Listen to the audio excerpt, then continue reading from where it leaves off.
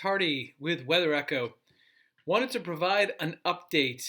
Of course, we've been watching atmospheric rivers over the past couple weeks, mostly affecting the Pacific Northwest and Northern California with precipitation. Now is it turn for Southern California. Let's take a look at some things and the challenges of this upcoming forecast. This was an update from the earlier broadcast on November 5th. Okay, this is the weather pattern. So notice the L's and the H, upper level features. This is what drives our atmosphere and our precipitation here in the West Coast. So what we have setting up Sunday and Monday, there is a cutoff low in the upper part of the atmosphere. So it's broken away from the jet stream left behind. Now it will get picked up where the arrow is pointing that L. We talked about that earlier, that the energy from the Gulf of Alaska is going to be key in the strength and movement of this upcoming system for the West Coast.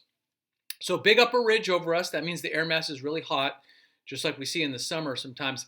But this is the result of the energy upstream causing this upper level ridge and warmth. Of course, Santa Ana winds underneath, that makes it warm all the way to near the coast. Now, when we go into Monday and Tuesday, notice the system drops out of Alaska. That is key. That'll be the kicker, and that will be what absorbs the cutoff low. So it no longer becomes a cutoff low. It becomes an upper level trough, Pacific storm system, and the main jet stream. So it's very important in how this pattern sets up and how this will interact with the atmospheric river. Notice the big storm in the northeast as well. Rain and snow mix up there, snow in the interior mountains. Okay, as we go into Wednesday and Thursday, this will be when the system phases. And now we have a consolidated upper level trough. So no more cutoff low. We actually have the jet stream, the black line, moving towards Northern California. So we're going to see landfall of that storm on Wednesday along with the atmospheric river. Notice in eastern Canada, that gets all wound up and that system stays put in that area and then slowly modifies. Now, the upper level ridge is not broken down or replaced. It shifts to the east. That's a very normal pattern. The heating in the upper level ridge is in response to the cooling and the dynamics and the heat given off within the actual trough. So that's a different type of heat given off in the actual trough with precipitation. Don't get that confused with hot temperatures. So the main feature looks like it'll move in on the 12th and be right over us here in central Southern California on the 12th and the 13th. So it looks like the passage of the main storm will be on Thursday. So the heaviest precipitation for Northern California will be Wednesday and a Wednesday night, and then Wednesday night through Thursday for central and then potentially Southern California. Now, this feature that you see on the right-hand side, that has to hold together across Southern California. Otherwise, we're going to lose and weaken our atmospheric river, and that's where the biggest challenges are. Okay, so this is some latest information showing the atmospheric river. These can be a little confusing to look at, but I drew a couple black lines. So for Southern California, you can see we do get into a weak to moderate atmospheric river. Stronger atmospheric river for Northern California and Oregon. Now notice there's another one right on its heels. So that one also could produce some lighter widespread precipitation. But our main storm will be the one moving through Wednesday and Thursday. And by the way, number one is the one moving up into British Columbia right now. So this is a different model, the European model, showing the same thing. You can see number two does drop below the black line, so it moves into Southern California, even though it is weaker. And then you see kind of a large blob, a large warm front with the next atmospheric river coming in. So it looks like the main precipitation for SoCal is going to be the 2, which kind of combines into 3 a little bit. Okay, this is the strength. So for Central California, well, number 1 goes up into British Columbia, so that doesn't show up. Number 2 is our main storm, and you can see it's moderate to strong.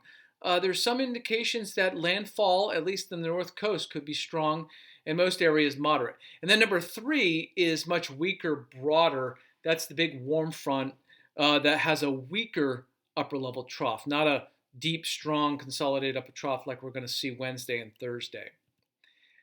For Southern California now we took a trip further south, and you can see 1 nowhere near. And then 2 is on the weak side, really good agreement on that.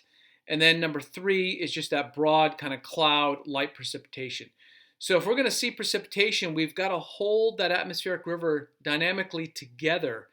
Otherwise, it'll weaken rapidly at the tail end of the storm. And that will be Wednesday night and especially on Thursday and Thursday evening for Southern California. Okay, this is a snapshot of the atmospheric river. So this is when it's consolidating together. So this is when we're having the cutoff low currently over the Eastern Pacific no longer become a cutoff low. So it's going to phase into cold air and a deep organized upper level disturbance from the jet stream, the main jet stream from Alaska. And that's going to pull the moisture together and consolidate it, as you can see on both of the models here. And this will be developing on Tuesday night and Wednesday. Okay, so when we go further into the forecast on Wednesday, when we see landfall in Northern California, this is when we really see some differences. So if the main Pacific storm, the dynamics we call it, the cold air, the lift of the atmosphere holds together, we could see a strong atmospheric river make landfall on the north coast, as mentioned. So the model on the left-hand side is stronger, model on the right side a little weaker. Now, there's many different models. This is just 2 that I'm showing, but this is the initial challenge. So now the challenge isn't so much the timing or will it rain, it's the strength of the system. And again, it'll stay a stronger atmospheric river if the upper level trough tracks directly over Northern California and holds together, meaning it doesn't weaken and modify. Now, Southern California, I think, is the most tricky forecast because we're at the bottom of the upper level trough, okay? Remember, the old cutoff phases into one big upper level trough and jet stream, but we're still on the bottom of that, the southern edge of that. And so the atmospheric river is going to have a harder time holding together. The model on the left-hand side says it will hold together to at least weak, maybe moderate up in the LA basin in Santa Barbara. And the model on the right-hand side says, no, it's just going to be weak. So that would be much lighter precipitation, still raining, but lighter precipitation. Notice the big blob on the left on each panel. Well, that's the next weather system, a large warm front. So the atmosphere is warming and the air is still lifting. That looks like it could bring some light rain, probably Sunday into Monday, light precipitation, but it won't be as strong or cold of a system, so it won't be nearly the intensity. Okay, the long-range outlook here depicts this weather pattern very nicely, showing California as the main target for the incoming atmospheric river. And again, that's going to be the 11th through the 13th with landfall in Northern California on Wednesday, Southern California on Thursday. Now, there is the potential, as I mentioned, for that second atmospheric river and the second Pacific storm early next week. And so this particular model is highlighting green anomaly. So potentially we could see another system, even though it's not showing up very well on the current short-range forecast system. Also notice in week 2 that this precipitation that we're seeing next week ends up moving into the upper Midwest and Great Lakes area. You can see they have a large green blob in that area as well.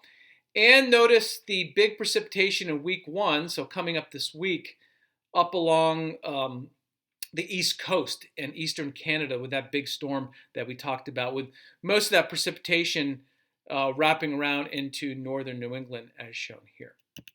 All right, hope you enjoyed this update. It is a rather complicated pattern setting up. We need everything to phase together and for the energy to hold together even in Southern California, or that atmospheric river will stretch out and weaken rapidly. So these scenarios make it difficult for the intensity and the total amount of precipitation, or where there could be impacts like flooding in parts of central Northern California. Nonetheless, it looks like a widespread precipitation event, very beneficial for our fire weather situation in central and Southern California. So again, landfall, Northern California Wednesday with the heavy precipitation. Central Southern California looks to be Wednesday night, Thursday, perhaps lasting into Thursday night as well. So enjoy, everyone. Updates will be on X, and we've also posted some information on TikTok and YouTube Shorts. Don't forget to sign up for the blog as well if you like insights. We addressed this current weather pattern several days ago on our weather blog. Thanks, everyone.